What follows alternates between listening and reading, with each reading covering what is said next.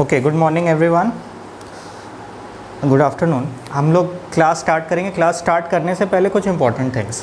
अभी देखो, हफ्ता भर समझ लो हो गया है अनाउंस हुए कि एग्ज़ाम पोस्टपोन्ड हुआ है। तो तुम लोगों को क्या लगता है, तुम लोगों का पढ़ाई वैसे ही चल रहा है या बहुत स्लो हो गया? चल रहा है पढ़ाई कि स्लो हो गया? स्लो हो गया ना एकदम। तो यही होता है, जब भी एग्ज़ाम पोस्टपोन्ड होता है इसका बेनिफिट मिलता नहीं है, क्योंकि फिर वैसे ही पढ़ाई स्लो हो जाता है, वैसा फ्लो में चलता नहीं है, टाइम बर्बाद होता है। इनफैक्ट नेक्स्ट टाइम पे और उल्टा ख़राब हो जाता है, प्रिपरेशन और ख़राब हो जाता है, डिग्रेड हो जाता है। इनफैक्ट प्रैक्टिकली स्पीकिंग, अगर हम थोड़ा सा प्रेशर नहीं देगा तो 20 तारीख के पहले, 20 नवंबर के पहले पढ़ने का सीरियसनेस आएगा ही नहीं। 20-25 तारीख के बाद आएगा सीरियसनेस। यही होता है एग्ज़ाम बार बार पोस्टपोन होने से। तो कोई बात नहीं है। अभी देखो, थोड़ा सा डिसीजन लिया गया है। पहला बात तो ये कि इस वीक का क्या टारगेट है। इस वीक का टारगेट ये है, अकाउंट्स का थ्योरी हम लोग ख़त्म करेंगे। मोस्ट प्रोबेबली 2 क्लास मैक्सिमम लगेगा, आज वाला क्लास और 1 क्लास, डिपेंड्स कि आज कितना हो पाता है उस पर।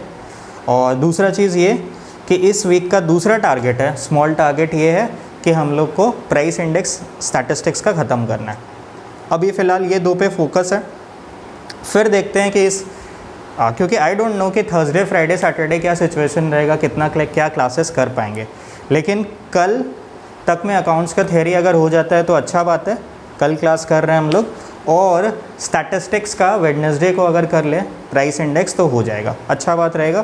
फिर क्या होगा, एक जो टाइम सीरीज़ बचेगा वो एक क्लास का ही चैप्टर है, वो भी हो जाएगा।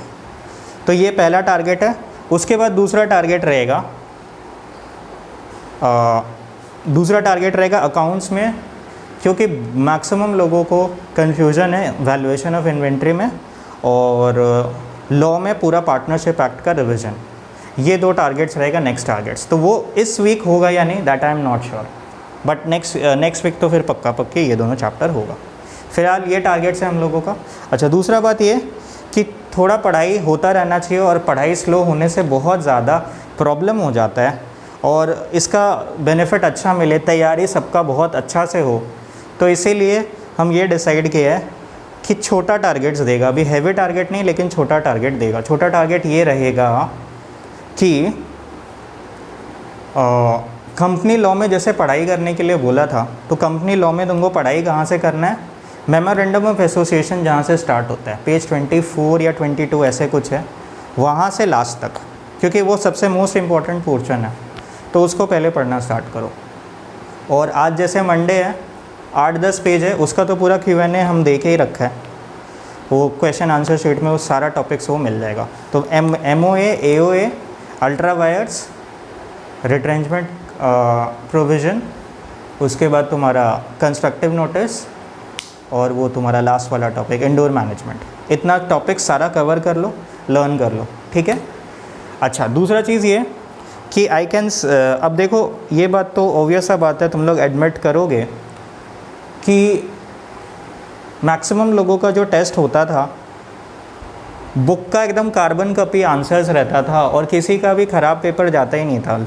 लॉ का पेपर बहुत कम लोगों का ख़राब पेपर जाता था। तो इसका मतलब तो यही है ना कि लर्न नहीं कर रहे हैं स्टूडेंट्स, और मे भी कॉपी करके आंसर लिख रहे हैं। तो इसमें बेनिफिट तो कुछ होता नहीं है। एक तो तैयारी नहीं किया और फिर आगे जाके किया। तो जैसे कि क्लास 12 में तुम लोग का चलता था, बट ऑब्वियसली ये प्रोफेशनल लेवल है, तो ज़्यादा अब प्रेशर नहीं दिया जा सकता। और दूसरा बात ये भी है कि रिस्पॉन्सिबिलिटी अपना खुद से लेना चाहिए। तो जो भी टेस्ट वगैरह अब आगे होगा, जैसे कि थ्योरी का थोड़ा वाइवा बेस्ड टेस्ट होगा, ठीक है, लेकिन जो देना चाहते हैं वहीं, ऐसा कोई नहीं है। जिसको अपना पढ़ाई करना है अपने हिसाब से, वो अपने हिसाब से करो। But let me tell you, जो अपने हिसाब से पढ़ाई करेगा उसका बहुत नुकसान हो जाएगा। वो 20-25 नवंबर के पहले पढ़ाई स्टार्ट नहीं करने वाला। दिन अभी ये जो 3-4 दिन आएगा ना, एकदम टूट जाएगा पढ़ाई, एकदम ही छूट जाएगा पढ़ाई, एकदम नहीं हो पाएगा। और बहुत ज़्यादा जितना पहले तैयारी था ये वाला पुराना डेट्स के लिए, उससे ख़राब हो जाएगा तैयारी।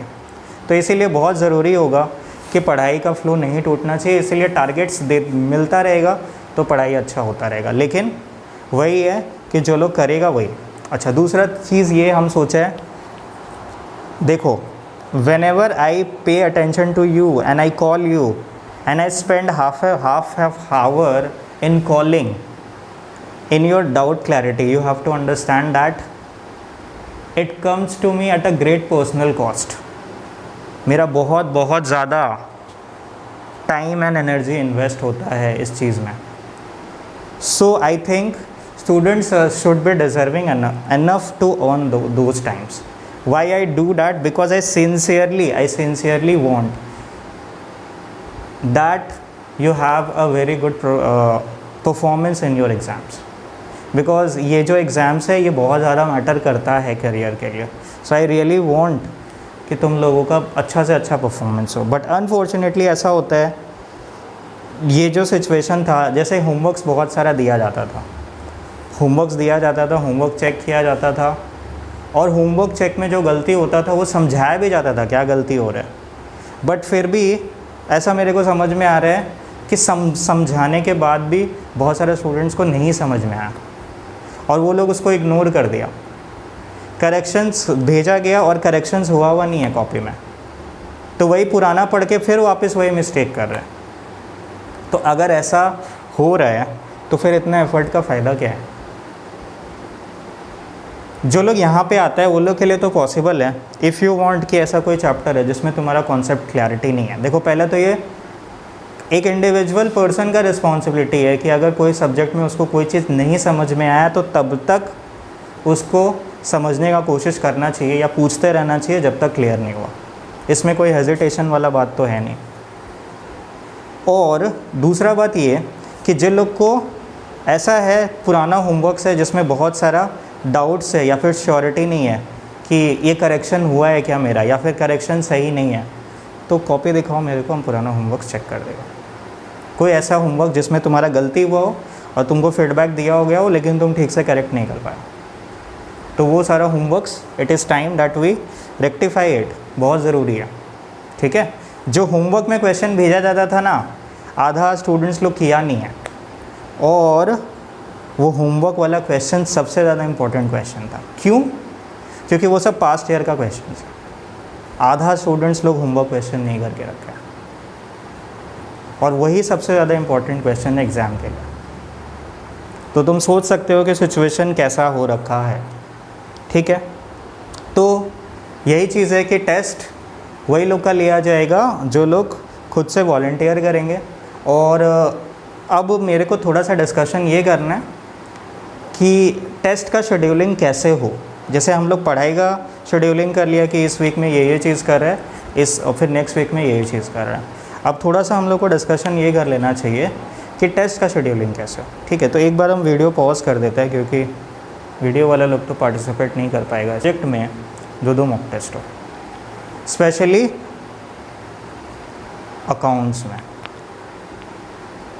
अकाउंट्स में तो 2 मॉक टेस्ट होना ही चाहिए, और मैथ्स का भी 2 मॉक टेस्ट होना ही चाहिए क्योंकि बहुत लोग को इसमें प्रॉब्लम होता है.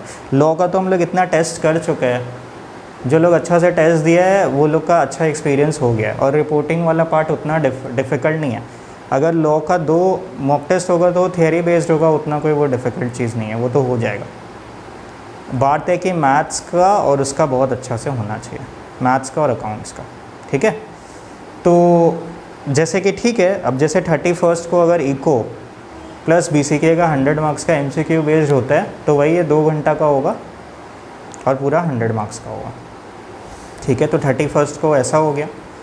अच्छा, देख लेंगे अगर 31 कुछ प्रॉब्लम होता है तो एक दिन आगे या एक दिन पीछे हो सकता है, लेकिन ये चीज़ का ध्यान रखना है कि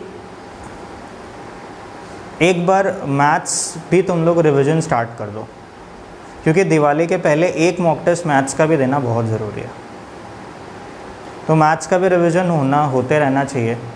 एक बार में तो सारा चीज़ कंप्लीट होता नहीं है, या 5 दिन में पूरा मैथ्स नहीं किया जा सकता, इसीलिए. ठीक है, तो मैथ्स का जो है रिवीजन वो स्टार्ट कर दो, जो पुराना चैप्टर से उसका रिवीजन स्टार्ट कर दो, जिससे कि दिवाली के पहले एक मॉक टेस्ट मैथ्स का ज़रूर से हो जाए.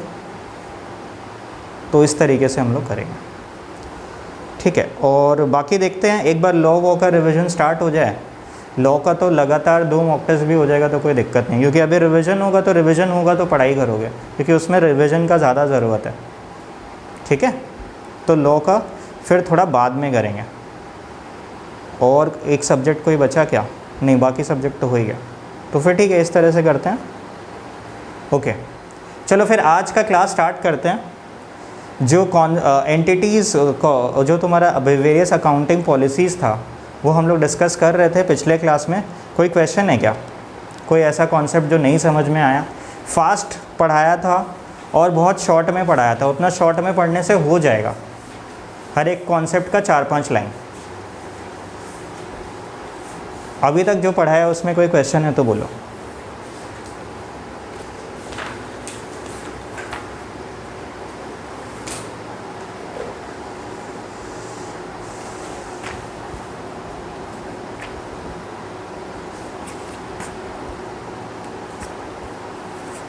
चलो ठीक है,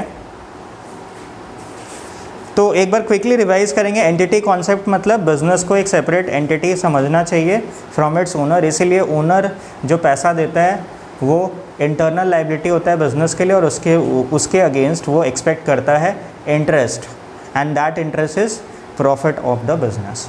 ओके, और अगर वो कोई पर्सनल ट्रांजैक्शन करता है तो that is kept separate from the business, and any such withdrawal, any such transaction is treated as a withdrawal and reflected as a drawings account in the name of owner। ये चीज़ हम लोग सीखा था entity concept में। उसके बाद money measurements में सीखा था कि टर्म्स ऑफ मनी जो रहता है उसी पे होगा, लेकिन एक ही करेंसी में करना है, मल्टीपल करेंसीज में रिकॉर्डिंग नहीं होता। और मटेरियल ट्रांजैक्शंस बहुत सारे ऐसे होते हैं जो नॉन मॉनेटरी होते हैं, वो इग्नोर हो जाते हैं। पीरियोडिसिटी कॉन्सेप्ट में हम लोग सीखा था कि पीरियोडिसिटी कॉन्सेप्ट जो है वो बोलता है कि क्योंकि एक एंटिटी जो है कंटिन्यूड रहता है, ऐसा एजम्पशन है कि वो बंद नहीं होने वाला, तो ऐसे में उसको ब्रेक करके एक डेफिनेट अकाउंटिंग पीरियड में और फिर उसका टाइम टू टाइम परफॉर्मेंस का मेजरमेंट होना चाहिए। तो ऐसे में कैलेंडर ईयर जनरली होता है अकाउंटिंग पीरियड, और इंडिया में 1 अप्रैल से 31 मार्च होता है। अक्रूवल कॉन्सेप्ट का यही है कि transactions are recognised on mercantile basis, that is as and when they happen and not on the basis of cash. उसके बाद एक ऑल्टरनेटिव तुम्हारा कैश बेसिस सिस्टम होता है, जहाँ पे जो कैश आता है उस हिसाब से हम लोग प्रॉफिट्स निकालते हैं। वो छोटे बिजनेस हाउसेस चाहे तो कैश बेसिस पे कर सकते हैं। Then comes matching concept. Matching concepts में पढ़ा था कि जो एक्सपेंसेस होते हैं वो रेवेन्यू से मैच करा के जो इस अकाउंटिंग पीरियड के से बिलोंग करता है उसी में लिखा जाना चाहिए, और जो दूसरे अकाउंटिंग पीरियड का एक्सपेंसेस है वो कैरी फॉरवर्ड होना चाहिए। ठीक है, इसके बाद गोइंग कंसर्न कॉन्सेप्ट, यहाँ से हम लोग को पढ़ना है ना। मैचिंग कॉन्सेप्ट हम लोग कर लिया था ना, नहीं किया था क्या? अच्छा ठीक है। मैचिंग कॉन्सेप्ट ये बोलता है कि जो एक्सपेंसेस या रेवेन्यू इस अकाउंटिंग पीरियड का है वो इसी में रिकग्नाइज करेंगे। जो भी मेरा अर्निंग हो रहा है उससे रिलेटेड जो एक्सपेंसेस हो रहे हैं वो हम लोग उसी अकाउंटिंग पीरियड में रिकग्नाइज करेंगे। इसको हम लोग मैचिंग कॉन्सेप्ट बोलते हैं। इसी के वजह से हम लोग आइडेंटिफाई करते हैं कि कौन सा एक्सपेंस इस साल का है, कौन सा आउटस्टैंडिंग है, कौन सा प्रीपेड है, इनकम कौन सा रिसीव्ड इन एडवांस है, कौन सा इस साल का है, कौन सा अक्रूड इंटरेस्ट है या अक्रूड इनकम है। इस तरह का चीज़ हम लोग डिफ्रेंशिएट कर पाते हैं मैचिंग कॉन्सेप्ट के वजह से। इसमें लिखा हुआ भी है, in this concept all expenses matched with the revenue of that period should only be taken into consideration. तो पहला लाइन मार्क कर लेना। In the financial statements of the organization, if any revenue is recognized, then expenses related to own that revenue should also be recognized. For example, sales कर रहे हो तो sales करने के लिए जितना भी एक्सपेंसेस लगा है, पहले तुमने परचेजेस किया, फिर तुमने कैरेज वगैरह दिया, फिर तुमने सेलिंग एक्सपेंसेस लगाया, कैरेज आउटपुट लगाया, तो वो उससे रिलेटेड जितना भी एक्सपेंसेस है वो उसी साल रिकॉग्नाइज होना चाहिए, आगे पीछे नहीं। फिर आगे बोलते हैं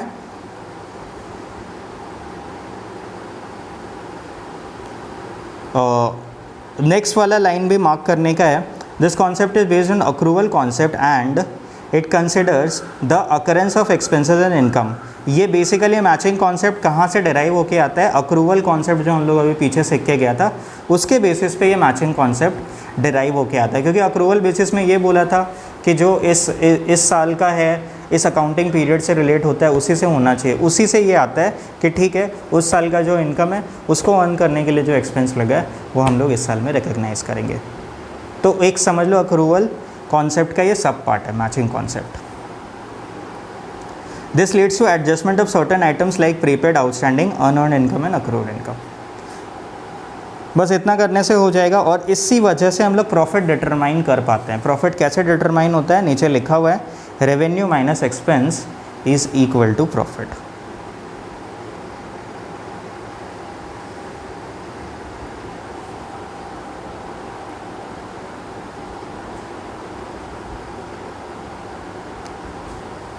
okay, next one is very very important exam के लिए, गोइंग कंसर्न कॉन्सेप्ट। किसी को पता है क्या क्या होता है going concern? Business activity future में चलेगा, अभी रुकेगा नहीं, अगर वो जब भी एस्टैब्लिश करते हैं वो देखते हैं कि अनफोर्सिएबल फ्यूचर तक उसका। ठीक है, पहला बात तो ये गोइंग कंसर्न कॉन्सेप्ट ये बोलता है that it is being assumed that the business is going to run for ever, perpetual existence होगा एक बिजनेस ऑर्गेनाइजेशन का। ऐसा अज्यूम करके चलेंगे, बट प्रैक्टिकली तो ऐसा पॉसिबल नहीं है। कभी ना कभी कोई ना कोई बिजनेस तो बंद होगा ना, फिर ऐसा अजम्पशन क्यों? ऐसा अजम्पशन इसीलिए लिया गया है क्योंकि जो आउटसाइड पार्टीज़ है वो लोग को इस चीज़ का पता होना चाहिए कि ये गोइंग कंसर्न है या नहीं। मान लो हम एक बिजनेसमैन है, मेरा एक बिज़नेस ऑर्गेनाइजेशन है और हम क्रेडिटर से गुड्स ले रहे हैं, तो वो तो इसी फेथ पे दे रहा है ना मेरे को गुड्स के बिज़नेस चलेगा और चलता रहेगा। तो ये चीज़ मेरे को बताने का ज़रूरत नहीं है कि business is a going concern, ये अज्यूम्ड है। हम बैंक से लोन ले सकते हैं ऑर्गेनाइजेशन के लिए, तो ये अज्यूम्ड है कि मेरा बिज़नेस चलने वाला है आगे चल के, इसीलिए हम बैंक लोन ले रहे हैं। लेकिन अगर कहीं ना कहीं बिज़नेस ओनर के माइंड में ये इंटेंशन या आइडिया रहे कि आगे चल को मेरे को बिज़नेस क्लोज़ करना है, तो उसका ये लीगल ड्यूटी है, सिर्फ अकाउंटिंग ड्यूटी नहीं, लीगल ड्यूटी भी बनता है कि वो डिस्क्लोज़ करे इस फैक्ट्स को कि my going concern assumption is going to be violated, जिससे क्रेडिटर्स, लेंडर्स ये लोग सावधान हो जाए और उनको पता चल जाए कि अरे ये तो बिज़नेस बंद होने वाला, अब सोच समझ के क्रेडिट दो। तो नॉर्मली अगर कोई गोइंग कंसर्न कॉन्सेप्ट को फॉलो कर रहा है तो उसका डिस्क्लोज़र करने का ज़रूरत नहीं है कि हम गोइंग कंसर्न कॉन्सेप्ट को फॉलो कर रहे हैं, ये सब कोई मान के चलेगा आउटसाइडर्स। लेकिन आउटसाइडर्स के प्रोटेक्शन के लिए अगर गोइंग कंसर्न कॉन्सेप्ट का इंटेंशन नहीं है तो इस फैक्ट को डिस्क्लोज़ करना इज़ अ मस्ट, जिससे बाहर वाले सावधान हो जाए, ओनर धोखा दे के भाग नहीं जाए। अब समझ में आया गोइंग कंसर्न कॉन्सेप्ट किस लिए, और इसीलिए इसको फंडामेंटल अकाउंटिंग अजम्पशन बोलते हैं। One of the fundamental accounting assumption होता है, लिखा हुआ है सारा चीज़ इसमें। The financial statements are normally prepared on the assumption that an enterprise is going concern and will continue in operation for an foreseeable future. Hence, it is assumed that the enterprise has neither the intention nor the need to liquidate or curtail materially the scale of operation। सिर्फ बंद होने का ही बात नहीं है। अगर कोई ये सोच रहा है कि हम अपना बिजनेस ऑपरेशन को कम कर लेंगे, बिजनेस को छोटा कर लेंगे, तब भी उसको डिस्क्लोजर देना ज़रूरी होता है। इसीलिए ये वर्ड जोड़ा गया है, need to nor the need to liquidate और curtail materially the scale of its operation. If such an intention or need exists, the financial statements may have to be prepared on a different basis, and if so, the basis used is disclosed। तो इसको properly learn करना पड़ेगा और पूरा का पूरा ये चीज़ लिखना पड़ेगा। खास करके ये लाइन होना चाहिए कि going concern means will continue in operation for a foreseeable future, और साथ में neither the intention nor the need to liquidate or curtail materially the scale of operation। ये वाला इंपॉर्टेंट लाइन है, ये होना चाहिए। आगे क्या लिखा हुआ है अगले पैरा में, the valuation of assets of business entities dependent upon this assumption traditionally accountants follow. ये लिखने का ज़रूरत नहीं है, छोड़ देना, इसको नहीं लिखना, उतना इम्पोर्टेंट नहीं है। पहला वाला अगर तुम पूरा पैरा लिख दोगे तो वो अच्छा रहेगा। आगे ये समझा रहा है कि क्योंकि गोइंग कंसर्न कॉन्सेप्ट को फॉलो कर रहे हैं, इसीलिए एसेट्स का वैल्यू जैसे जैसे बढ़ता है हम उसको बढ़ाते नहीं जाते, क्योंकि आवर इंटेंशन इज़ कि एसेट्स तो मेरा अभी चलता रहेगा क्योंकि बिज़नेस भी चलता रहेगा, तो डेली डेली उसका वैल्यू को क्यों चेंज करें। इसको तो हमको हमेशा यूज़ करना है। जब डिस्पोज करेंगे हो सकता है आज वैल्यू बढ़ गया, हो सकता है फिर 2 साल बाद वैल्यू कम हो जाए, फिर 1 साल बाद वापस वैल्यू बढ़ जाए, तो डेली डेली क्यों चेंज करें। इसीलिए हिस्टोरिकल कॉन्सेप्ट यानी कि जो एक्विजिशन कॉस्ट होता है उसी में फिक्स एसेट्स को मेंटेन करके रखते हैं। तो यही चीज़ नेक्स्ट लाइन में लिखा हुआ है। तो चलो आगे बढ़ जाएंगे हम लोग, इसको इम्पोर्टेंट मार्क कर लेना। Next comes cost concept. Cost concept को हम लोग बोलते हैं कि जो एसेट्स है, गोइंग कंसर्न से ये आया है कि the value of an asset is to be determined on the basis of historical cost, in other words acquisition cost. Although there are various measurement basis, accountants traditionally prefer this concept in the interest of objectivity। ठीक है ना। तो basically ये बोला जाता है कि जो एसेट्स है इसको हम लोगों को कॉस्ट में ही रिकग्नाइज करना चाहिए। अब याद होगा वैल्यूएशन ऑफ इन्वेंट्री करते थे तो वहाँ पे एक एक्सेप्शनल केस आता था, एडजस्टेड सेलिंग प्राइस मेथड सीखा था एक वैल्यूएशन ऑफ इन्वेंट्री का। जो रिटेल ट्रेडर होता है उसका जो स्टॉक्स होता है, क्या करते थे हम लोग उस मेथड में, सेलिंग प्राइस में से प्रॉफिट मार्जिन को माइनस करते थे, उससे कॉस्ट निकलता था, उसको एडजस्टेड सेलिंग प्राइस। क्योंकि उसके रिटेल में बहुत वैरायटी ऑफ आइटम्स होता है तो उसका जो एवरेज प्रॉफिट मार्जिन होता है वो माइनस कर देता है, क्योंकि हर एक सोलो आइटम का कॉस्ट निकालना पॉसिबल नहीं होता है एक रिटेलर के लिए। So that was a different thing, but maximum जगह पे कॉस्ट कॉन्सेप्ट ही फॉलो होता है। एक वही एक एक्सेप्शन था, and there are always exceptions, क्योंकि सारे ऑर्गेनाइजेशन एक तरह के नहीं होते। That is the thing.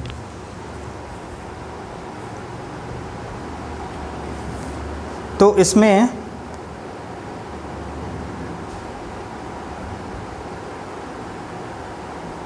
First 2 line mark कर, पहला सेंटेंस को मार्क कर लेना, सिर्फ पहला सेंटेंस को, और उसके बाद नेक्स्ट पेज में आ जाओ। However, the cost concept creates a lot of distortion too, as outlined below।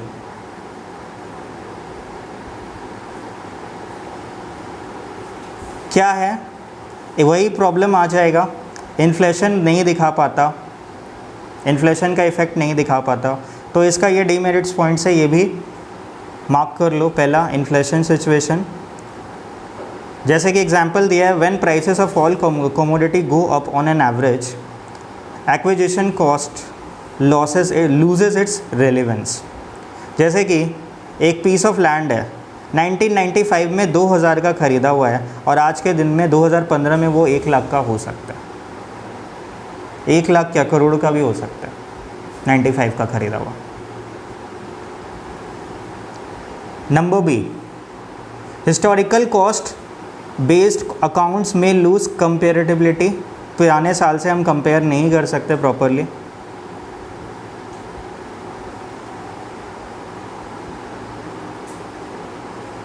Number C, many assets do not have an acquisition cost, human assets of an enterprise are an example.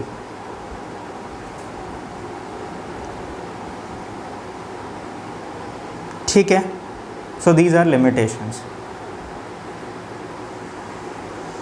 आगे बढ़ जाएंगे, realisation concept क्या होता है।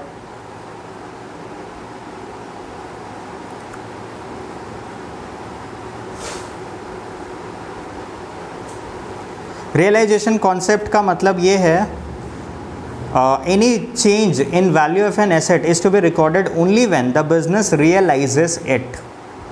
मतलब कि जब हाथ में पैसा आने का बात हो तब वो प्रॉफिट को रिकॉग्नाइज करो, पहले से नहीं। उल्टा चलता है, जहां हम एक फोर्सिएबल एक्सपेंस को देखते हैं तो उसके लिए पहले से प्रोविज़न बनाना स्टार्ट करते हैं। जैसे प्रोविज़न फॉर डाउटफुल डेट्स, अगले साल का बैड डेट होने का चांसेस है, 100% श्योर नहीं है होगा, लेकिन प्रोविज़न हम लोग पहले से बना लेते हैं। क्यों बना लेते हैं? क्योंकि आगे जाके लॉस हो सकता है, तो अपने आप को फाइनेंशियली स्ट्रॉन्ग करने के लिए पहले से उसके लिए प्रोविज़न बना के रखते हैं लॉस का। लेकिन आगे जाके एसेट्स बेचेंगे तो फ़ायदा होगा, एक ज़मीन है उसका प्राइस बढ़ गया है, तो लेकिन उसका प्रॉफिट हम रिकॉग्नाइज नहीं कर रहे until and unless it is realised. इसका रीज़न ये है कि profits are not anticipated but all possible losses are accounted for. ये क्यों होता है? ये होता है कंजर्वेटिव पॉलिसी, कि लोग टफ टाइम के लिए पहले से स्ट्रॉन्ग होके प्रिपेयर्ड रहे, इसके लिए ये पॉलिसी किया जाता है। और एक बोलते हैं ना, एक प्रोवर्ब है, expect the best but plan for the worst. तो उसी पॉलिसी को फॉलो करते हैं accounts, expect the best but plan for the worst. So that is realisation concept. ये बेस्ड किस पे है? कंजर्वेटिज्म। कंजर्वेटिव से आया, कंजर्वेटिज्म पॉलिसी से ये आता है। It closely follows the cost concept. Any change in the value of asset is to be recorded only when the business realizes it. मतलब जब तक सेल करने का डील नहीं हो जाए तब तक उसका प्रॉफिट्स को बुक नहीं करना है, भले उसका वैल्यू कितना ही बढ़ जाए, भले कितना ही श्योर क्यों ना हो जाए। When an asset is recorded at its historical cost, even if its current cost is 15 lakh, such change is not counted unless there is a certainty that such change will materialize. However, accountants follow a more conservative path. They try to cover all probable losses but do not count any probable gain. तो probable loss है future का, अभी से provision बना के रख लो, लेकिन कोई probable gain है जब तक वो नहीं रियलाइज होगा तब तक नहीं लिखेंगे बुक्स में। That is to say, if accountants anticipate decrease in value, they count it. अगर मार्केट वैल्यू ऑफ एसेट गिरने वाला है तब तो हम तुरंत प्रोविज़न बना के लिख देंगे, लेकिन अप्रिशिएट हो रहा है तो नहीं लिखेंगे, जब रियलाइजेशन का टाइम आएगा तभी लिखेंगे। But if there is a increase in value they ignore it until it is realised. Economists are highly critical about the realization concept. According to them, these concepts create value distortion and makes accounting meaningless. तो बहुत सारे economist का ये बोलना है कि ये जो तरीका है सही नहीं है। सबका अपना अपना होता है थॉट प्रोसेस, तो उन लोगों को ये तरीका सही नहीं लगता। एनीवेज, ऐसे एक एग्जांपल दे रहा है, प्रैक्टिकल एग्जांपल ही है, रियल लाइफ एग्जांपल है। 2 साल पहले गवर्नमेंट ने अचानक से एक जगह पे हाईवे बनाने का काम किया, प्रोजेक्ट बनाया कि यहाँ का जो रोड है इसको हाईवे में कन्वर्ट कर दिया जाएगा, ठीक है। तो वहाँ पे बगल में, रोड के बगल में जो घर थे,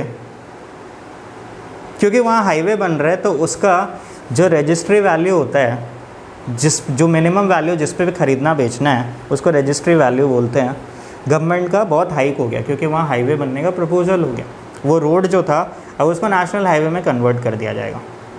तो वहाँ पे एक रिमोट एरिया, एक विलेज एरिया, जहाँ पे ज़मीन का कोई कॉस्ट नहीं होता, कोई ख़रीदेगा नहीं ज़मीन। क्यों? क्योंकि वहाँ पे कोई इकोनॉमी नहीं है, बिज़नेस नहीं है, तो वहाँ लोग ज़मीन के ख़रीद के करेंगे क्या? तो वैसी जगह के वहाँ के लोगों का, जहाँ पे समझ लो जैसे एक पूरा सोलो बिल्डिंग है, उतना बड़ा अगर प्लॉट है, जैसे एक फ्लोर में कितना 6 फ्लैट होता है ना, मान लो उतना बड़ा अगर प्लॉट है, उस प्लॉट का कीमत वहाँ पे 5 लाख था और उसका वो हाईवे का प्रपोजल से प्राइस हो गया 1.4 करोड़, डायरेक्टली शूट अप कर गया। तो अब उसमें क्या है, कोई ख़रीदेगा थोड़ी 1.4 करोड़। अब हुआ क्या, एक जन का बात ये हो गया, जो रोड था ना, जैसे रोड ऐसे जा रहा है तो किया क्या, गवर्नमेंट बोलता है कि नहीं ये रोड सीधा नहीं जाएगा, यहाँ से एक फ्लाईओवर उठेगा तो रोड थोड़ा साइड से होके जाएगा। तो रोड का 2 साइड होता है, तो रोड है उससे थोड़ा साइड से जा रहा है। एक तो रोड चौड़ा हो रहा है क्योंकि हाईवे है, तो 70 फीट का रोड होगा, पहले मान लो 35 फीट का होता था, अब 70 फीट का चौड़ा रोड हो जाएगा। प्लस क्या है, थोड़ा साइड से होके जाएगा फ्लाईओवर, तो मतलब क्या, एक साइड का सारा घर टूटते हुए जाएगा। कंपलसरी एक्विजिशन होता है, कोई प्रोटेस्ट नहीं कर सकता। तो जब हाईवे वगैरह बनने का रहता है तो गवर्नमेंट एक्वायर कर लेगा ज़मीन, यानी जब गवर्नमेंट एक्वायर करेगा तो उसी प्राइस पे ज़मीन एक्वायर करेगा, जो अभी हो गया है।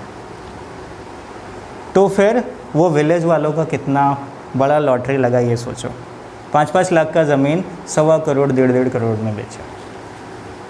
तो ये चीज़ होता है, लेकिन वही है कि कंजर्वेटिव कॉन्सेप्ट है। अनाउंसमेंट हो गया था 2 साल पहले, जब तक फाइनलाइजेशन होके गवर्नमेंट का मेल नहीं आ जाता या लेटर नहीं आ जाता that we are acquiring your asset at this amount, तब तक बुक्स में उस प्रॉफिट को रिकॉग्नाइज नहीं कर सकते। दैट इज द थिंग, ठीक है। नेक्स्ट,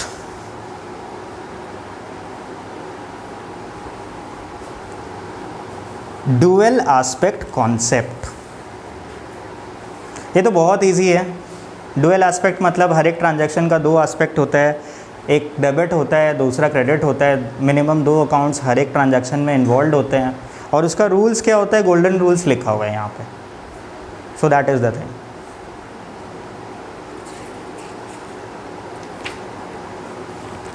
चलो हम लोग आगे बढ़ जाएंगे।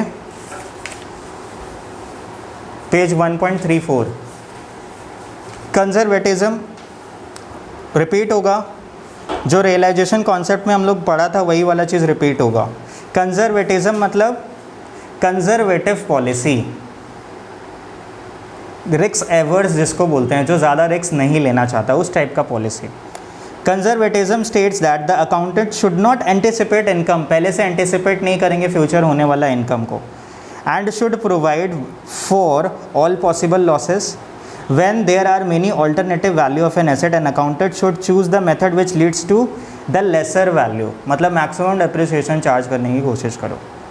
Later on we shall see the golden rule of current, ये सब तो चलो ठीक है। तो पहला लाइन को मार्क कर लेना, all possible losses तक। नेक्स्ट पैरा में आ जाओ। The realization concept also states that no change should be accounted unless it has materialise. तो दोनों चीज़ इंटरलिंक्ड है, तो यहाँ पे रियलाइजेशन वाला बात लिख दिया, जैसे वहाँ पे कंजर्वेटिज्म वाला बात लिखा था। तो आसान है ये सब चीज़ को पढ़ना, उतना कोई डिफ़िकल्ट नहीं, और एकदम फटाफट लर्न हो जाएगा। अच्छा, for this concept there should be at least 3 qualitative characteristics of financial statements. Conservatism policy को प्रॉपरली इम्प्लीमेंट करने के लिए 3 चीज़ें होनी चाहिए। क्या? प्रूडेंस, दूसरा न्यूट्रलिटी, एंड तीसरा faithful presentation of alternative values. इसका मतलब क्या?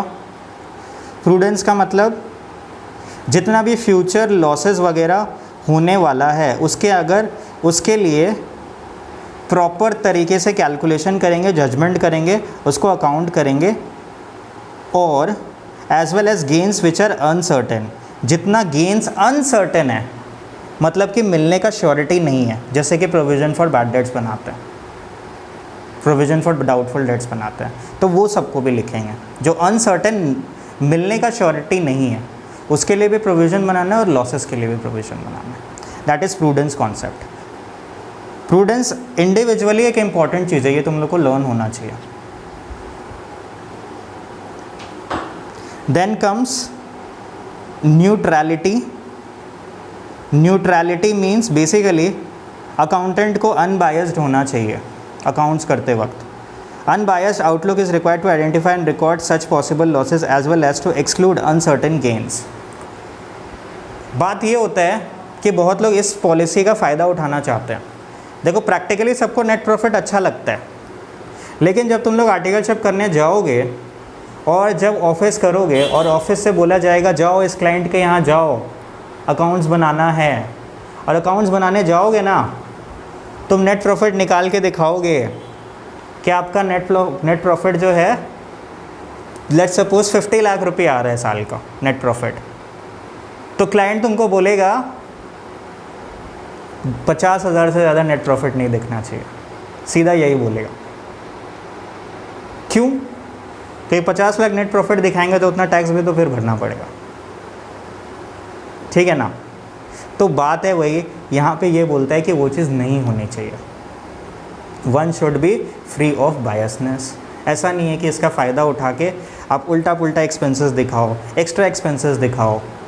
बेसिकली लोग फिर क्या करते हैं, खर्चा दिखाता है, फॉल्स खर्चा दिखाता है, खर्चा बढ़ाता जाता है, सेल्स कम दिखाता है, एक तरफ रेवेन्यू को कम कर देता है, दूसरी तरफ से एक्सपेंसेस को बढ़ा देते हैं। सो बेसिकली व्हाट, किसी अकाउंटेंट के पेन में ही तो है कि वो क्या कर रहा है पीएल अकाउंट के साथ। क्रेडिट साइड कम करता जाएगा, डेबिट साइड बढ़ाता जाएगा, तो नेट प्रॉफिट कम हो ही जाएगा। उतना कोई मुश्किल काम तो है नहीं, इसीलिए।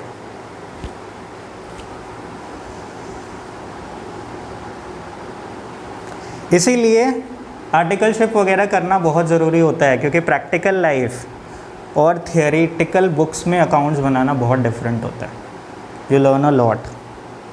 एंड बाय द वे, जैसे कि तुम्हारा एक्सेल का वर्कशॉप हुआ था ना, बहुत कुछ सीखने को मिला होगा। But let me tell you, ICAI का रूल है,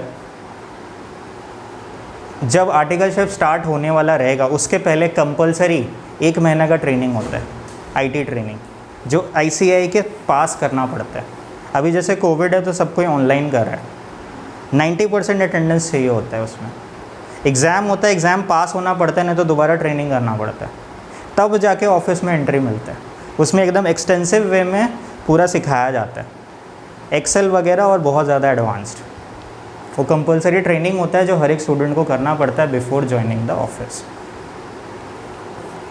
सो तुम लोग का करिकुलम जो है बहुत अच्छे से प्लान किया हुआ है।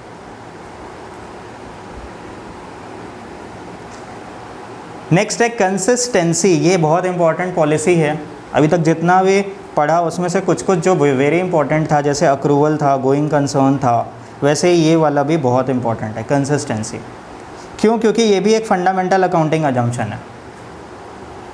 कंसिस्टेंसी का मतलब किसी को पता है क्या?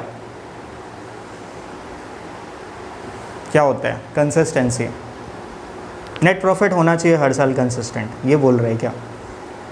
तो फिर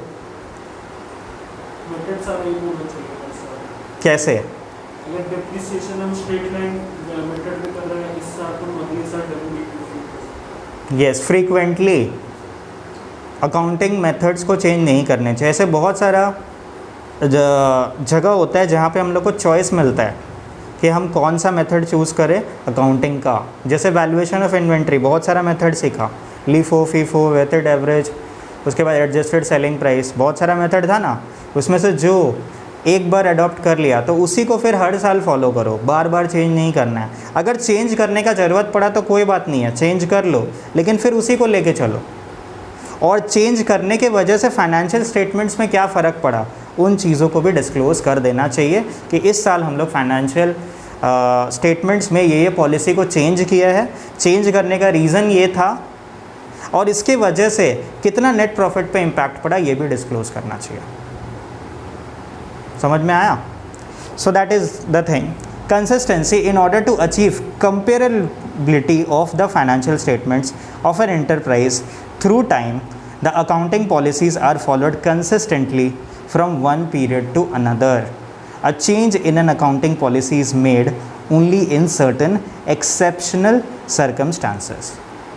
तो पहला पैरा ही बहुत अच्छे से दिया हुआ है, इसको मार्क कर लो। कंसिस्टेंट पॉलिसी रहेगा तभी तो एक अकाउंटिंग ईयर को दूसरे अकाउंटिंग ईयर से कंपेयर कर पाएंगे।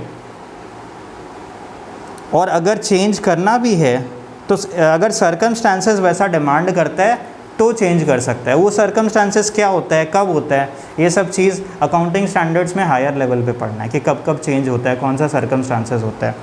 इनफैक्ट जो चीज़ें हम बताया कि इस तरह से डिस्क्लोज़र करना चाहिए बुक्स में चेंजेस का, वो भी यहाँ तुम्हारे बुक में शायद नहीं लिखा हुआ है। एनीवेज, जैसे कुछ एग्जांपल्स दिया हुआ है, लिखना पड़ेगा। सेकेंड पैरा में सेकेंड लाइन, अ कंपनी में adopt several methods of depreciation जैसे WDV SLM था, डिजिट्स मेथड पढ़ा, एनविटी मेथड पढ़ा। अच्छा बाय द वे बहुत लोगों को कन्फ्यूजन ये था कि डेप्रिसिएशन में, क्योंकि नया बुक में जो है कौन सा मेथड कटा है, क्या नाम है उसका, सिंकिंग फंड हट गया है। So I had confirmed with peoples and they have told कि हाँ अब जो है कट गया। लेकिन ICAI का अगेन उन्होंने बोला है कि ICAI का थोड़ा प्रॉब्लम होता है कि चीज़ें हटाता है और कई बार उससे पूछ लेता है। अगर मान लो क्वेश्चन आ गया तो जस्ट क्वेश्चन को अटेम्प्ट कर देना, गलत सलत बना देना, मार्क्स फुल मिल जाएगा। अगर छोड़ दिया एग्ज़ाम में तो मार्क्स नहीं मिलेगा। मान लो सिंकिंग फंड आ जाता है तो कोई दिक्कत नहीं है, जितना आता है लेजर आधा अधूरा बना देना, फुल मार्क्स मिल जाएगा। लेकिन पढ़ने का ज़रूरत नहीं है सच, उसको तुम छोड़ सकते हो पूरा।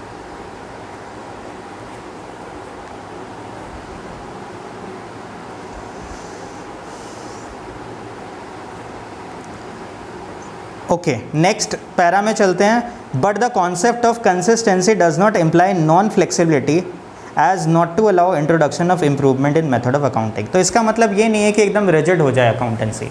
आगे जाके सिचुएशन ऐसा हो गया है, टाइम का ऐसा डिमांड है कि मेथड जो है पुराना वाला अब चेंज करने का ज़रूरत है, तो डेफिनेटली चेंज करना चाहिए। कब किस सर्कमस्टांसेस में चेंज होगा ये लर्न करना इंपॉर्टेंट है। An enterprise should change it's accounting policy in any of the following circumstances. इसको लर्न करना आसान है। पहला है, अगर लॉ में चेंज आता है तो चेंज करना इज़ अ मस्ट। जैसे कंपनीज एक्ट 1956 में शेड्यूल 6 था, बैलेंस शीट का फॉर्मेट अलग था, अभी शेड्यूल 3 हो गया। तो क्या कोई ऑर्गेनाइजेशन ये बोलेगा नहीं हम कंपनीज एक्ट नहीं मानेगा मेरा, तो ये कंसिस्टेंसी वायलेट हो जाएगा। वो ये बात नहीं बोल सकता, क्योंकि लॉ का रिक्वायरमेंट चेंज हो गया है। अब लॉ बोलता है इस तरीके से बनाओ तो फिर इसी तरीके से बनाना है। टैक्स का लॉज बोलता है कि डेप्रिसिएशन का रेट स्पेसिफाई किया हुआ रहता है टैक्स लॉज में। जब टैक्स पढ़ोगे इंटरमीडिएट लेवल पे तो पता चलेगा कि हर एक जो एसेट होता है उस पर डेप्रिसिएशन का रेट्स डिफाइंड होता है और उसी बेसिस पे डेप्रिसिएशन क्लेम करने मिलता है। तो फिर वही लॉ को फॉलो करना चाहिए, ठीक है ना। And when there is a change in law तब तो तुमको अपना अकाउंटिंग पॉलिसी चेंज करना पड़ेगा ही। सो ये चीज़ तुम्हारा पॉइंट बी में लिखा है, to comply with the provision of law. Point A अब क्या बोलता है देखते हैं। अगर अकाउंटिंग स्टैंडर्ड्स में वैसा कोई इंस्ट्रक्शन आया, अकाउंटिंग स्टैंडर्ड्स भी टाइम टू टाइम रिवाइज होते हैं, to bring the books of account in accordance with the issued accounting standards, तो उसके साथ मैच करने के लिए और उस स्टैंडर्ड प्रैक्टिस को फॉलो करने के लिए करना चाहिए। Next one is when under change circumstance it is felt that the new method will reflect more true and fair picture in the financial statements.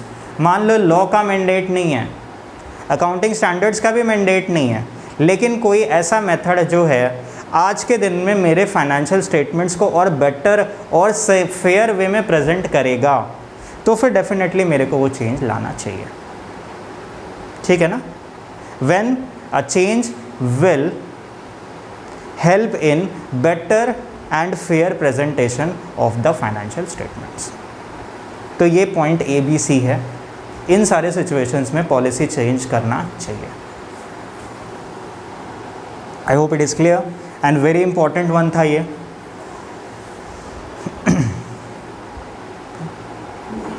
Next concept is materiality. Materiality क्या होता है ये तो पता होगा, किसको पता है बताओ, व्हाट इज मटेरियलिटी?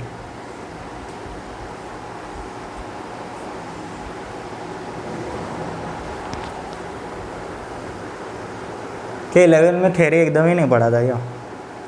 कोई बेसिक इंट्रो क्लास नहीं बताया था कोई, सीधा जर्नल स्टार्ट करो, no introduction.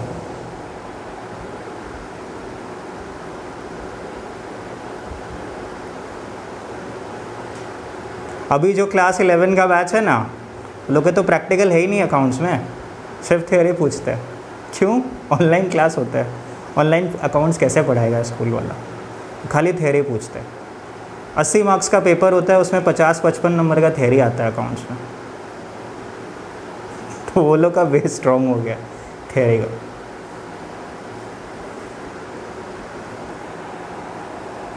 Late me tell you materiality क्या होता है। मटेरियलिटी का मतलब होता है कुछ इम्पॉर्टेंट बिजनेस ट्रांजैक्शंस जो कि किसी भी स्टेक होल्डर का डिसीजन को इन्फ्लुएंस कर सकता है, उसको हम लोग बोलते हैं मटेरियल आइटम्स, मतलब important items of the business, जिससे कंपनी का, बिजनेस का फाइनेंशियल पोजीशन सिग्निफिकेंटली इम्पैक्ट करता है, उसको मटेरियल चीज़ें बोलते हैं।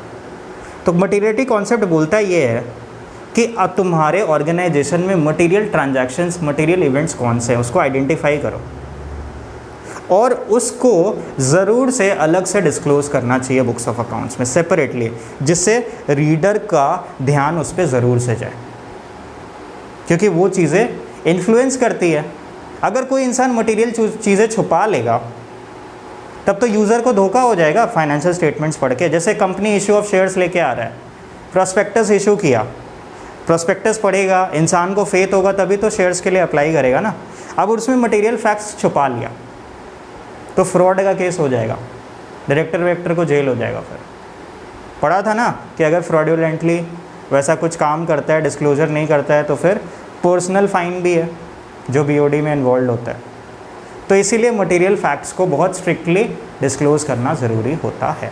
अब बात ये है मटेरियल चीज़ें कैसे आइडेंटिफाई करें कि कौन सी चीज़ें ऑर्गेनाइजेशन के लिए मटेरियल है या मटेरियल नहीं है। ये एक सब्जेक्टिव कॉन्सेप्ट है। चैलेंज ये हो जाता है, सब्जेक्टिव क्यों है? क्योंकि हर एक ऑर्गेनाइजेशन का फाइनेंशियल तुम्हारा स्ट्रेंथ बराबर नहीं होता। कोई छोटा ऑर्गेनाइजेशन होता है तो उसके लिए हो सकता है 50,000 का ट्रांजैक्शन भी मटेरियल हो, और एक बड़ा ऑर्गेनाइजेशन हो सकता है जिसके लिए 5 लाख का ट्रांजैक्शन बहुत छोटा मोटा हो, तो वो उसके लिए हो सकता है मटेरियल ना हो। तो एक बैंड बनाना पड़ता है कि अगर इतना मनी इन्वॉल्व है तो मटेरियल होगा, इससे कम में मटेरियल नहीं होगा।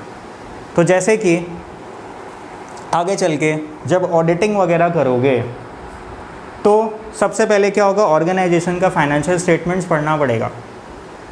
प्रैक्टिकली क्या काम में आता है, फिर तुमको ये समझना पड़ेगा ऑडिटिंग क्या होता है, inspection and examination of books of accounts, कि ये लोग सही तरीके से बुक्स ऑफ अकाउंट्स बना रहे हैं कि नहीं। उस पर फिर तुम कमेंट करके साइन करके देते हो कि इस ऑर्गेनाइजेशन का बुक्स ऑफ अकाउंट्स ट्रू और फेयर व्यू से बना है।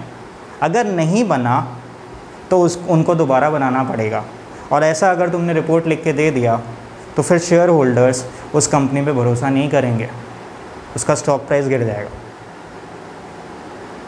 ठीक है, तो उसके लिए पहले जज करना पड़ता है कि इसके लिए मटेरियल आइटम्स कौन कौन से होंगे, कौन से आइटम्स मटेरियल नहीं होंगे। एक सिंपल सा अकाउंट में कौन सा अकाउंटिंग ट्रांजैक्शन मटेरियल है, मटेरियल नहीं है, इसका एक सिंपल सा तरीका ये हो सकता है कि मान लो ये सोचा कि इसका सेल्स देखो कितना है, जितना टोटल सेल्स है उसका हम मान लेंगे 5%।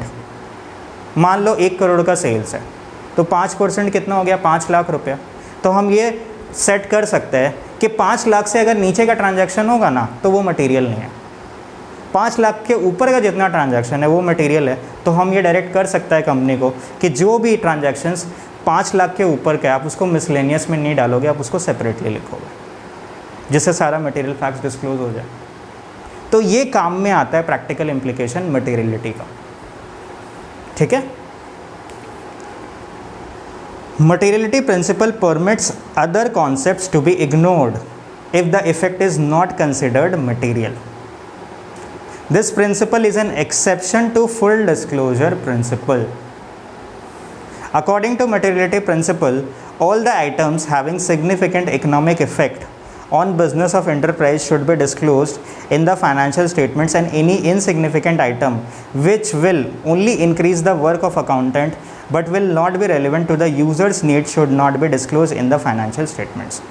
तो देखो यही चीज़ बोला है कि मटेरियलिटी कॉन्सेप्ट जो होता है वो थोड़ा सा लीनियंट एक तरह से तुम बोल सकते हो कर देता है कि सारा चीज़ आपको डिस्क्लोजर करने का ज़रूरत नहीं है, फुल डिस्क्लोजर देने का ज़रूरत नहीं है, छोटी मोटी चीज़ों का अलग अलग से डिस्क्लोजर देने का ज़रूरत नहीं है।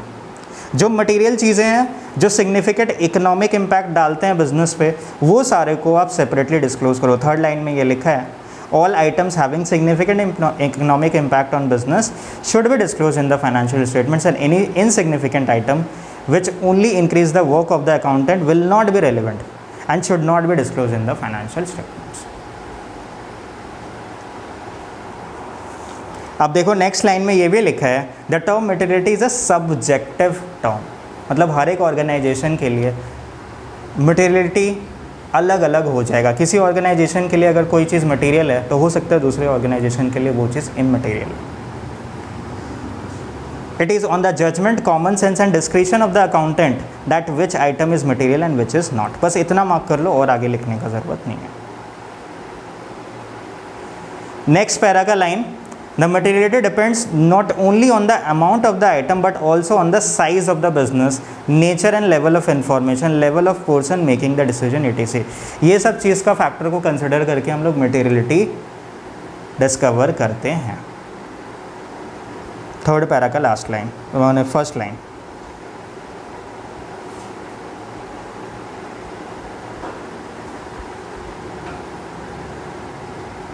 हम ज़्यादा तुम लोग को कभी आर्टिकलशिप के बारे में ज़्यादा बताया नहीं है, but it is time now that I tell you something about it.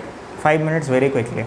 देखो जैसे क्या होता है, जो सीए फर्म्स होते हैं, ज़रूरी नहीं है कि सारे सीए फर्म्स के पास अच्छे अच्छे क्लाइंट्स हो। अच्छे clients in the sense, clients कौन होते हैं? बिजनेस ऑर्गेनाइजेशन जो अपना टैक्स का काम, अकाउंट्स का काम, ऑडिट का काम कराते हैं सीए के ऑफिस में, ठीक है। जो लोग सीए बनते हैं उनके पास 2 चॉइसेस होता है, या तो प्रैक्टिस करना या जॉब्स में जाना, ठीक है। तो जो लोग प्रैक्टिस करते हैं वो लोग जॉब नहीं कर सकते, जो लोग जॉब कर रहे हैं वो लोग प्रैक्टिस नहीं कर सकते। तो जो लोग प्रैक्टिस करते हैं वो लोग अपना ऑफिस खोलते हैं और वो लोग क्लाइंट्स को tax consultancy, book keeping, accounting, auditing ये सब में हेल्प करते हैं। तो ये जो सीए फर्म्स होता है ना, ये अलग अलग टायर का होता है, टायर 1, टायर 2, टायर 3, टायर 4। जो टायर 1 होता है वो सिर्फ एमएनसीज के साथ डील करता है। इंडिया का जो टॉप 100 कंपनी है खाली वही लोग का काम करता है। उस टाइप का फर्म्स को बिग फोर्स बोला जाता है, शायद सुना होगा बिग 4, ठीक है। बिग 4 में आता है तुम्हारा EY, KPMG, ठीक है, डेलॉयट, उसके बाद प्राइस वाटर कूपर, WC, ये सब आता है, PwC। तो ये सब जगह पे आर्टिकलशिप अगर करते हो तो बेनिफिट क्या होगा? इतना हाई प्रोफाइल क्लाइंट्स का काम करोगे कि ब्रांड नेम मिल जाएगा। एक तो पैसा भी बहुत मिलेगा आर्टिकलशिप के टाइम में। स्टार्टिंग में फर्स्ट ईयर में 10-12 हज़ार, सेकेंड ईयर तक जाते जाते 18-20 हज़ार, फिर 25 हज़ार, 28 हज़ार, इस तरह का पे मिलेगा आर्टिकलशिप में। और फिर क्योंकि वहाँ पे काम किया है, वहीं पे अगर हायर हो सकते हो एज ए सीए, कहीं भटकने का भी ज़रूरत नहीं है। या फिर अगर छोड़ भी देते हो तो आराम से कोई भी रख लेगा, क्योंकि टायर 1 में आर्टिकलशिप क्या है। लेकिन टायर 1 में आर्टिकलशिप मिलता नहीं है, अगर रेफरेंस होगा, सोर्स होगा तभी मिलेगा। वो सब जगह पे ऐसे मिलता नहीं है नॉर्मल। हाँ, रेफरेंस मतलब कि कोई जान पहचान का हो इंसान जो नाम रेफ़र कर दे, मतलब कहने का मतलब है जो वहाँ पे पार्टनर्स है, सीए लोग हैं, उनका कोई रिलेटिव होगा, जान पहचान का होगा, तो उन लोग के रिकमेंडेशन से ही रखा जाएगा आर्टिकल। अच्छा, दूसरा एक अपसेटिंग बात बता देते हैं, जिनका कॉलेज का चक्कर रहता है उन लोग को एकदम मना कर देता है स्टार्टिंग में, नॉट पॉसिबल, उन लोग को आर्टिकलशिप नहीं देता, क्योंकि काम वो लोग का लोड रहता है, प्रेशर रहता है, तो ये चीज़ थोड़ा होता है। कॉलेज एकदम वो लोग कंसिडर नहीं करते, चाहे जितना भी स्ट्रॉन्ग रेफरेंस हो। एक थोड़ा सा ये डिसएडवांटेज है। लेकिन अगर टायर 1 नहीं भी मिलता है तो डिसअपॉइंटमेंट का बात नहीं है। टायर 2 फॉर्म्स आता है। टायर 2 फॉर्म्स जो है वो लोग भी लिस्टेड कंपनीज जो लोग का मार्केट में इशू ऑफ शेयर्स है, या फिर तुम्हारा MSMEs है, उन लोग को भी देखते हैं वो लोग। तो उस तरह का भी बहुत सारा एक से एक फॉर्म है कोलकाता में। जो टायर 2 होता है वहाँ पे अगर आर्टिकलशिप लेते हो तो वहाँ पे भी भरपूर अच्छा खासा काम सीखने को मिलता है। वहाँ पे भी तुमको ऑफिस में दिखेगा कि 50 से लेके 100-150 आर्टिकल्स भी काम कर रहे हैं ऑफिस में, तो बड़ा ऑफिस है और वहाँ पे भी अच्छा खासा काम सीखने को मिलता है। तो टायर 2 में तो थोड़ा सा एफर्ट डालोगे आराम से आर्टिकलशिप मिल जाएगा, ठीक है। तो थोड़ा बहुत ये सब चीज़ होता है, तो वो सब जगह पे काम करके फ़ायदा है। अगर टायर 3 में लिया तो टायर 3 क्या होता है, काम बहुत लिमिटेड होता है, छोटा मोटा क्लाइंट होता है। जैसे बड़ा बाज़ार में कोई गद्दी भेज दिया, वहाँ पे जाके काम कर रहे हो, तो वहाँ तुमको काम उतना थोड़ी सीखने को मिलेगा। MNCs का या लिस्टेड कंपनीज़ का, वो सब काम नहीं कर पाओगे तो एक्सपोजर ख़राब, तो काम भी नहीं सीखने मिलेगा, आगे जाकर जॉब ढूंढने में भी मुश्किल होता है। स्ट्रगल यहाँ पे आ जाता है। आर्टिकलशिप बढ़िया, काम अच्छा सीखा, सब जॉब देने के लिए रेडी है क्योंकि अच्छा काम सीखा हुआ है। अगर टायर 2 के नीचे काम किया तो वो आर्टिकलशिप का वैल्यू नहीं होता उतना कैरियर, भले ही पढ़ाई जितना भी अच्छा कर लो, भले एक अटेम्प्ट में पास हो जाओ सारा, और चक्कर ये हो जाता है। ठीक है, तो टायर 3 तो नहीं जाना चाहिए, नॉट रिकमेंडेड। टायर 4 क्या होता है मतलब कि टायर 4 होता है आर्टिकलशिप नहीं करना है एकदम भी। कोई सोचता है क्या फ़ायदा आर्टिकलशिप करके, पढ़ाई करो, पढ़ाई का इतना प्रेशर है, ये है वो है। तो कुछ लोग जो है सिर्फ कोचिंग करता है, पढ़ाई करता है और ऑफिस जाता ही नहीं है। ऑफिस जाता ही नहीं है तो फिर वही है, वो टायर 4 हो गया, बट वो इलीगल है। अगर ICAI को पता चल जाएगा तो 3 साल का बैन लगा देता है, 3 साल तक फिर एग्ज़ाम में नहीं बैठ सकते। 3 साल तक एग्ज़ाम नहीं, मतलब आर्टिकलशिप पीरियड 3 साल तक कैंसिल, 3 साल बाद वापस अप्लाई करो, फिर आर्टिकलशिप करो, फिर एग्ज़ाम दो, अगर पता चल गया तो। बहुत स्ट्रिक्ट होता है इसके लिए ICAI, that is the thing. और ओबियसली टायर 4 में आदमी क्यों जाए, इंटरमीडिएट के बाद 2.5 साल के बाद एग्ज़ाम होता है, पूरा टाइम ही टाइम है, 2.5 साल क्या करना है, कुछ भी तो नहीं है, आराम से काम सीखा जाता है और वो बहुत ही अच्छा लर्निंग फेज़ होता है। और अभी एक बहुत ज़बरदस्त न्यूज़ लेके आया 15 दिन पहले ICAI, there is something called industrial training. Industrial training क्या होता है, 3 साल का आर्टिकलशिप में पहले नियम था कि 2 साल तुमने फॉर्म में आर्टिकलशिप किया, मान लो टायर 2 में किया या टायर 3 में किया, कोई बात नहीं, या फिर बिग 4 में भी किया। तो इंडस्ट्रियल ट्रेनिंग क्या होता है, लास्ट के 1 ईयर में मौका मिलता है कि किसी बड़ी कंपनी में जाके ट्रेन हो, जैसे कि ITC कंपनी हो गया या फिर तुम्हारा रिलायंस हो गया या टाटा हो गया, ये सब वहाँ जाके तुम 1 साल ट्रेनिंग हो सकते हो। अगेन जिसका कंपनी ये सब में लिंकिंग होता है, सोर्स होता है, वही लोग को इंडस्ट्रियल ट्रेनिंग करने का मौका मिलता है। ऐसे कोई ओपनली जाके अप्लाई करेगा वो लोग लेता नहीं है। ठीक है, इसमें रेफरेंस वगैरह ही काम आता है, तो वो अगर कर लो तो और ज़बरदस्त एक्सपोजर हो जाता है कि हमें डिग्री मिलने से पहले ही 1 साल का तुम्हारा एक्सपीरियंस हो गया। और अभी ICAI रूल ये लाया है कि आर्टिकलशिप 1.5 साल करो, 18 महीना कर दिया इंडस्ट्रियल ट्रेनिंग। तो जो पहले बढ़िया फॉर्म में कर लेगा 1.5-2 साल आर्टिकलशिप और फिर इंडस्ट्रियल ट्रेनिंग में कर लेगा, तो जो नॉर्मल CA पास आउट होगा उससे डबल पैकेज तो मिलना ही है स्टार्टिंग में, क्योंकि वर्क एक्सपोजर एक्सपीरियंस सब कुछ एकदम हैवी है। यही डिफरेंस हो जाता है। जो नॉर्मल CA बनेगा वो पहले 2-3 साल स्ट्रगल करेगा, एक्सपीरियंस लेगा, फिर उसको वैसा अचीवमेंट मिलेगा। बट नॉर्मली स्टूडेंट्स को आज के दिन में ऑप्शन मिल गया कि ये सब चीज़ का वो थोड़ा अपना अरेंजमेंट कर लेगा, तो CA बनते बनते ही बहुत अट्रैक्टिव कैरियर हो जाएगा। That is the thing. ठीक है, तो ये एक अच्छा न्यूज़ आया तुम लोग के लिए कि अभी इंडस्ट्रियल ट्रेनिंग भी 18 महीना का हो गया इंडस्ट्रियल ट्रेनिंग के लिए, लेकिन उतना बॉर्डर नहीं होना चाहिए। अगर टायर 2 या टायर 1 में आर्टिकलशिप मिल गया तो फिर उतना टेंशन का बात नहीं है। इंडस्ट्रियल ट्रेनिंग जाने से थोड़ा नुकसान ये हो जाता है कि फिर पढ़ने का एकदम ही टाइम नहीं मिलता है, क्योंकि लास्ट 1 साल फिर CA फाइनल का भी तैयारी रहता है। इंडस्ट्रियल ट्रेनिंग में जाने का मतलब है वो लोग कुछ नहीं सुनेगा, जो सुबह 9 बजे बुलाएगा ऑफिस और फिर रात को 9 बजे छोड़ेगा हर दिन। तो पढ़ाई फिर अपने से ही मैनेज करना पड़ता है। हाँ, लेकिन वो है कि अगर कोई 6 महीना ड्रॉप भी कर देता है एग्ज़ाम तो मैटर नहीं करता, क्योंकि उसको इतना हैवी एक्सपोजर और वो सब मिल गया तो मायने नहीं रखता, काम सीख रहे हैं एक प्रॉपर इंडस्ट्री में। That is the thing. तो ये सब चीज़ था, एक ज़रूरी इन्फॉर्मेशन तुम लोग को बताने के लिए। चलो अब हम लोग आगे बढ़ जाएंगे, फंडामेंटल अकाउंटिंग एजम्पशंस। और इस बीच जैसे तुम लोग को बताया एक IT ट्रेनिंग होता है, उसके अलावा और भी कुछ ट्रेनिंग होता है। Are you aware? और क्या क्या ट्रेनिंग होता है तुम लोग का इस बीच? और भी कई सारा ट्रेनिंग कराता है ICAI जो कंपलसरी है करना। नहीं पता है? अपना कोर्स तो जान लो पूरा कि क्या क्या करना है 3 साल में, ये भी तुम लोग को नहीं पता है। और भी बहुत तरह का ट्रेनिंग है। एक कंपलसरी ओरिएंटेशन प्रोग्राम होता है,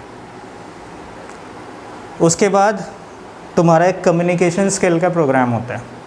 सब एकदम कंपलसरी होता है और करना पड़ता है। ICAI खुद होस्ट कराता है और एकदम बेस्ट स्पीकर्स को बुला के लेके आता है। इंडिया का बेस्ट स्पीकर्स होता है, कोलकाता में जो लोग बेस्ट स्पीकर्स है वो लोग आके प्रोग्राम कंडक्ट कराता है। बहुत ही ज़बरदस्त होता है प्रोग्राम, और लर्निंग के लिए बहुत कुछ होता है। वो जो प्रोग्राम्स होते हैं वो किस लिए होते हैं? हमारे कम्युनिकेशन स्किल को डेवलप करने के लिए। अब जैसे मान लो कि टायर 1 और टायर 2 फॉर्म में जा रहे हो, वहाँ पे तुम जा रहे हो एक बड़ा सा हाई प्रोफाइल ऑफिस में, और तुमको अगर फॉर्मल ड्रेस कोड अपना नहीं आता, तुमको अगर बातचीत करना नहीं आता इतने हाई पोस्ट के ऑफिसर्स लोग के साथ, तो वो सब मैनर्स और एटिकेट्स तुमको सिखाया जाता है वो सब ट्रेनिंग में। तो वो सब भी बहुत सीरियसली और अच्छे से करना होता है, बट वो सब करने में अच्छा लगता है। तो बहुत तरह का एक्स्ट्रा को करिकुलर ट्रेनिंग्स भी है ICI में, सिर्फ तुम्हारा ये पढ़ाई नहीं है। That is the thing. Okay, हम लोग बढ़ जाएंगे आगे।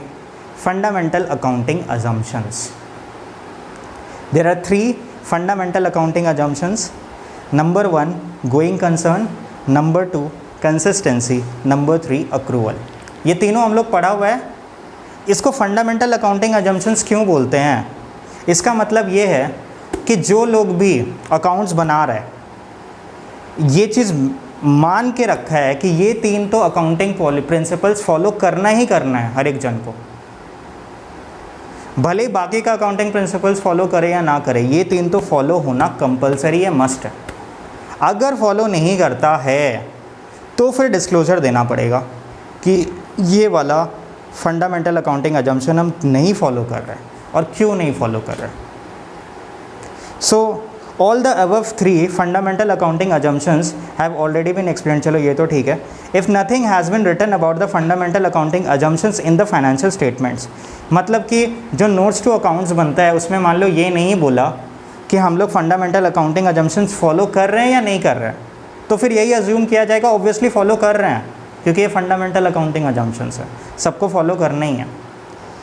It is assumed that they have already been followed in their presentation of financial statements.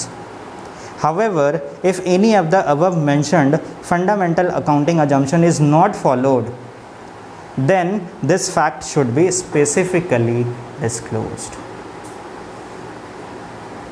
लेकिन अगर फॉलो नहीं कर रहे हो तो फिर डिस्क्लोजर देना कंपलसरी है, ठीक है। तो ऑब्वियसली अगर मान लो इस टाइप का क्वेश्चन आया तो मार्क्स देखोगे, अगर 4 मार्क्स का है तो थोड़ा थोड़ा सा गोइंग कंसर्न, कंसिस्टेंसी और अक्रूवल को 1-1, 2-2 लाइन में डिफाइन भी कर देना क्या होता है, और फिर ये वाला जो नीचे वाला पैरा है ये लिखना तो एकदम ज़रूरी होगा।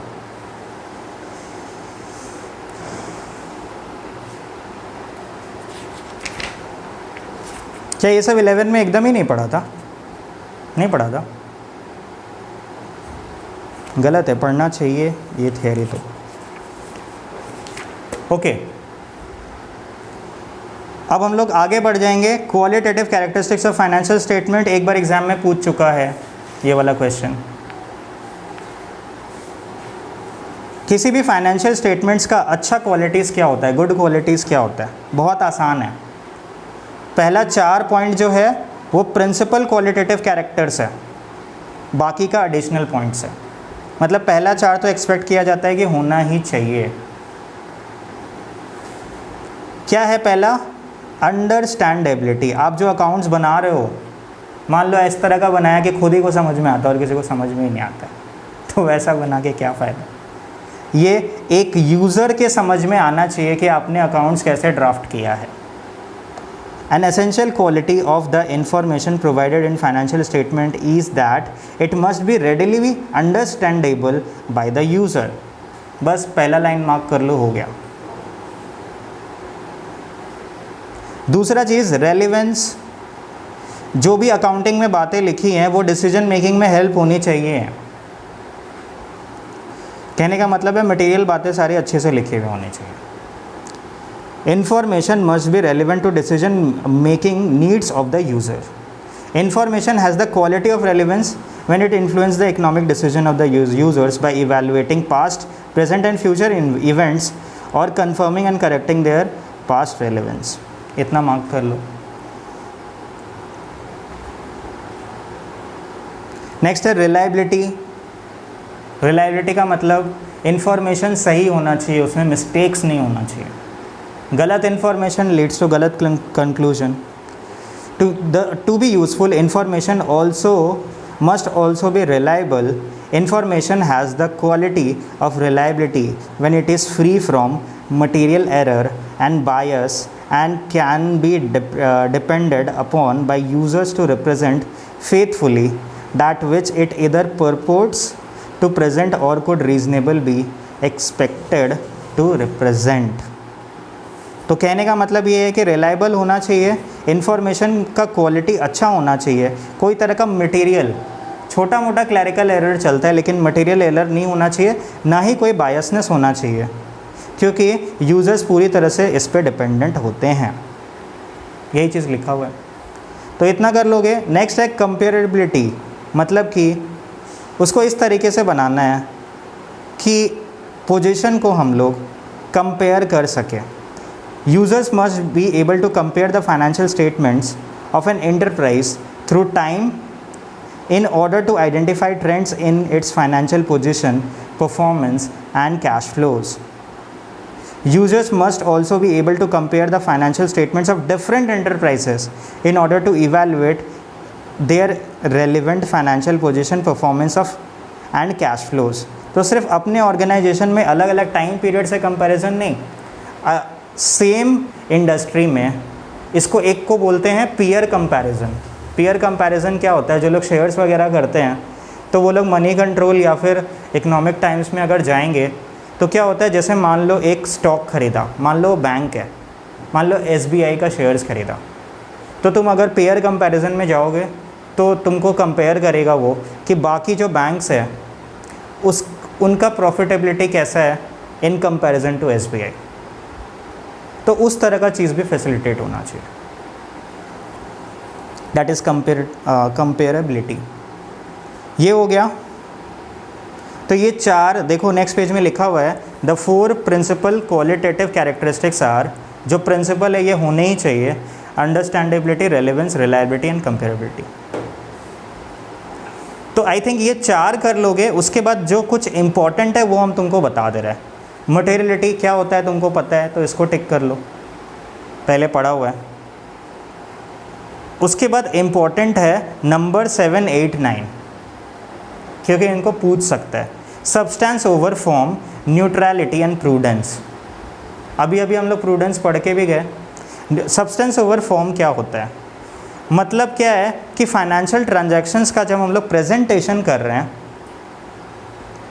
तो सिर्फ हम लोगों को फॉर्म के हिसाब से उसको प्रेजेंट करने के बारे में नहीं सोचना चाहिए। फॉर्म मतलब कि मान लो अकाउंटिंग स्टैंडर्ड इस तरह से प्रेजेंट करने बोला तो हम ऐसे प्रेजेंट कर रहे हैं, लॉ मेरे को इस तरह से प्रेजेंट करने बोला तो हम इस तरीके से प्रेजेंट कर रहे हैं। सिर्फ वो मोटिव नहीं है, बात ये है कि हम किस पर्पस के लिए ये अकाउंट्स बना रहे हैं, वो पर्पस से वो जस्टिफाई होना चाहिए। अगर मान लो कोई कहीं पे सर्कमस्टांस ऐसा हो जाता है कि जैसा तुमको अकाउंटिंग स्टैंडर्ड्स बोला लेकिन उससे तुम डेविएट करके दूसरे तरीके से अकाउंट्स को प्रेजेंट कर रहे हो और वो तरीका तुम्हारा ज़्यादा जस्टिफाइड है, तो फिर तुमको डेफिनेटली वो चीज़ फॉलो करना चाहिए। रिजिडली लॉ को फॉलो करने का ज़रूरत नहीं है। That is substance over form. Form क्या हो गया, रूल्स, और सब्सटेंस का मतलब हो गया जो उसका क्वालिटी है। तो चूज़ क्वालिटी ओवर रूल्स, इसका बेसिक मीनिंग ये है।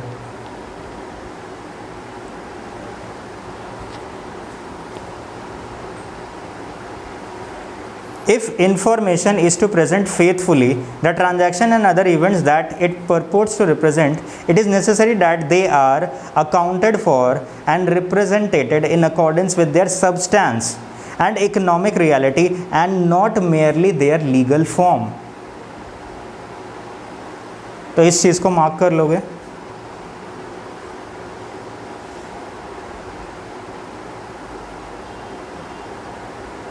अब जैसे कि एक एग्जाम्पल दिया हुआ है कि क्या है सब्सटेंस और क्या है फॉर्म। सिंपल एग्जाम्पल दिया है तुम लोग के हिसाब से, एकदम अच्छा एग्जाम्पल दिया है कि मान लो कोई एक इमूवेबल प्रॉपर्टी है। इमूवेबल प्रॉपर्टी महंगा एसेट होता है, इसका ख़रीदा बेचा जाना एक मटेरियल ट्रांजैक्शन होता है किसी भी ऑर्गेनाइजेशन के लिए।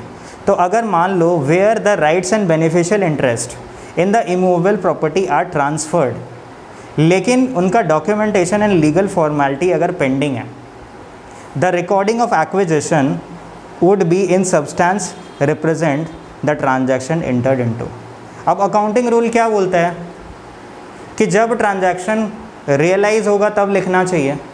ऐसे तो मान लो अभी डॉक्यूमेंटेशन वगैरह हो गया, डील फाइनल हो गया, लेकिन अभी डॉक्यूमेंटेशन वगैरह नहीं हुआ है। पहले डॉक्यूमेंटेशन होगा, बाद में पैसा आएगा। तो नॉर्मली क्या होता है, डॉक्यूमेंटेशन करेंगे फिर लिख लेंगे, लेकिन ये बहुत बड़ा इवेंट है तो इसको हमको डिस्क्लोज़र कर लेना चाहिए बुक्स में।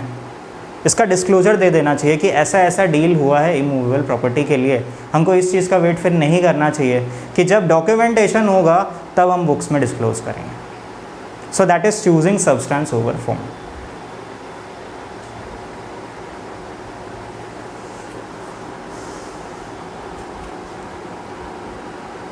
नेक्स्ट है न्यूट्रलिटी। ये तो अंदर से देखने का ज़रूरत नहीं है कि कोई बायसनेस नहीं होना चाहिए। प्रूडेंस क्या होता है? प्रूडेंस ये बोलता है कि कोई भी तरह का पॉसिबल लॉसेस वगैरह जो होता है उसको हमको अकाउंट कर लेना चाहिए। The preparers of financial statements have to content with the uncertainties that inevitably surround many events and circumstances such as the collectivity of receivables, मतलब कि बैड डेट होने का chances, the probable usefulness of life of machinery, the warranty claims that may occur. Such uncertainties are recognized by disclosure of their nature and extent by exercise of prudence in the preparation of financial statements। तो बोलते हैं कि जितने भी possible losses होते हैं उनके लिए पहले से तैयार करके उनका एस्टिमेट बना के प्रोविज़न बना लेना चाहिए, और ये चीज़ प्रूडेंस से आता है। Prudence is the inclusion of a degree of caution in the exercise of judgments needed in making the estimate required under the conditions of uncertainty, such the assets or income are not overstated and liabilities or expenses are not understated। तो ऐसे में जब हम लोग calculation कर रहे हैं तो हमको मेक श्योर करना पड़ेगा कि जो मेरे एसेट्स एंड लाइबिलिटी है या इनकम एंड एक्सपेंसेस है उसको हम ज़बरदस्ती घटाएं बढ़ाएं नहीं। सो दैट इज़ प्रूडेंस। ऐसा नहीं है कि प्रूडेंस को यूज़ करके however the exercise of prudence does not allow creation of hidden reserves और एक्सेस प्रोविजंस। क्यों? The deliberate under statement of assets और इनकम या फिर deliberate over statements of liability and expenses क्यों कर रहे हैं? ऐसा नेट प्रॉफिट को कम करने के लिए। तो ऐसा नहीं करना चाहिए, दैट इज़ प्रूडेंस। बाकी के दो करने का ज़रूरत नहीं है, अगर पूछ भी लिया तो अपने से लिख पाओगे। Full and fair adequate disclosure, जितनी भी ज़रूरी चीज़ें हैं वो डिस्क्लोज़ करने चाहिए बुक्स ऑफ अकाउंट्स में सारा चीज़। और कंप्लीटनेस का मतलब है फाइनेंशियल स्टेटमेंट्स पूरा कंप्लीट बनाना चाहिए, आधा अधूरा या गलत नहीं होना चाहिए। So those are very easy things. अभी देख लो तुम्हारा थियोरेटिकल क्वेश्चन इसमें क्या क्या दिया हुआ है। MCQs तो घर पे देख लेना। Short notes on fundamental accounting assumptions. Periodicities देखो, फंडामेंटल अकाउंटिंग अजम्पशन पूछ लिया, इंपॉर्टेंट है भी। पीरियोडिसिटी कॉन्सेप्ट तो चलो ठीक है। अकाउंटिंग कन्वेंशंस का डेफिनेशन पूछा है। उसके बाद क्या है, distinguish between money measurement and matching concept, going concern and cost concept exam में आया था पार्ट 2, और 3 वाला भी आया था। Explain briefly the qualitative characteristics. नहीं, 3 वाला आया नहीं था, एक्सरसाइज में दिया हुआ है, हम बोल दिया आया है, आया नहीं है शायद अभी तक, बट ये गोइंग कंसर्न वाला आया है क्योंकि इम्पोर्टेंट है भी, और ये इस टाइप का क्वेश्चन है कि दोबारा भी आ सकता है।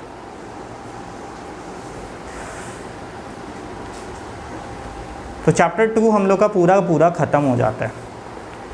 चैप्टर 2 ख़त्म हो जाने के बाद एक बार क्विकली देखो चैप्टर 3 जो कि हम कटा रखा है, क्योंकि अब देख लो तुम लोग उसमें क्या बोला है। अक्रूवल क्या होता है, अकाउंटिंग पॉलिसी क्या होता है, अक्रूड इनकम क्या होता है, एक्सपेंस क्या होता है, ये सब हम लोग पढ़ के क्या करेंगे।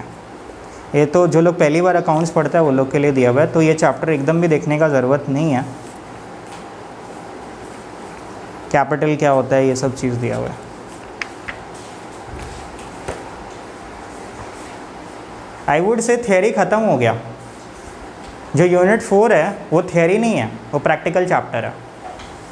और यूनिट 5 और 6 में थोड़ा थोड़ा थियरी है, बट वो एक एक पन्ना का ही थियरी है, तो कोई ज़्यादा नहीं है। यूनिट 4 पूरी तरह से प्रैक्टिकल है। तो ठीक है, अभी तो ये वाला वीडियो हम क्लोज़ करते हैं, उसके लिए सेपरेट वीडियो।